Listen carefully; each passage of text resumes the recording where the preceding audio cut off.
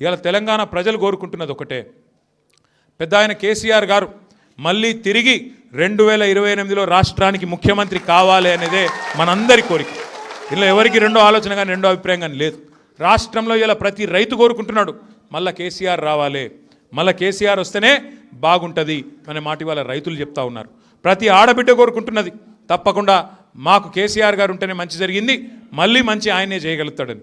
అట్లాగే పిల్లలు 2 లక్షల ఉద్యోగాలు ఇస్తామని మోసం చేసిరు కాంగ్రెస్ వాళ్ళు. నిరుద్యోగ భృతి ఇస్తాం, 2 లక్షల ఉద్యోగాలు ఇస్తాం, ఆడపిల్లలకు స్కూటీలు ఇస్తాం అని అన్ని లంగ మాటలు చెప్పి వాళ్ళని కూడా మోసం చేసినారు. అట్లాగే ప్రతి వర్గాన్ని బీసీలను బీసీ డిక్లరేషన్ పేరు మీద 42% రిజర్వేషన్ ఇస్తామని బొంకితిరి. సర్పంచ్ ఎలక్షన్ల రిజర్వేషన్ ఎంత ఇచ్చిరా ఆఖరికి బీసీలకు 17.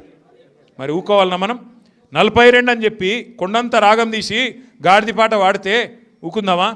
తప్పకుండా వాళ్ళకు బుద్ధి చెప్పాలి. అట్లాగే ఎస్సీలకు మోసం చేసిరు. కేసీఆర్ దళిత బంధు 10 లక్షలు ఇస్తుండు, నేను 12 లక్షలు ఇస్తా అంటివి. 12 పైసలు ఇచ్చినావా? 12 లక్షలు కాదు 12 పైసలు ఇచ్చిండు ఎవరికన్నా దళితులకు. మరి ఊకుందామా? దళితులకే కాదు గిరిజనులకు ఇస్తా అన్నాడు. మా లంబాడ సోదరులు మొన్న ఎందుకో తామడాలలో ఓటలు వేయలే, మాకు ఓట్లు వేయలే మొన్న పోయినసారి. ఏమిటికో కోపం వచ్చింది, అగో దళితులకు దళిత బంధు ఇస్తుండు మాకు ఇవ్వవా అని. మా మిట్టునాయక్ సాబ్ ఇన్నే ఉన్నాడు, ఇంకా మా నాయకులు ఇంకా చాలామంది ఉన్నారు ఇక్కడ. నాయకులందరికీ నేను కోరుతున్నా, ఆలోచన చేయండి. తాండాలు గ్రామ పంచాయతీ కావాలని ఎప్పటి నుంచి కొట్లాడుతున్నారు మీరు? ఇందిరమ్మ బతుకున్నప్పటి నుంచి కొట్లాడుతున్నారు. ఇందిరమ్మ వాయే, ఆయన ఆమె కొడుకు వాయే, ఇప్పుడు ఆమె మన్మడొచ్చే. మొన్న కేసీఆర్ చేసిండు మళ్ళా తాండాలు పంచాయతీలు. కాంగ్రెస్ వాడు చేసిండా?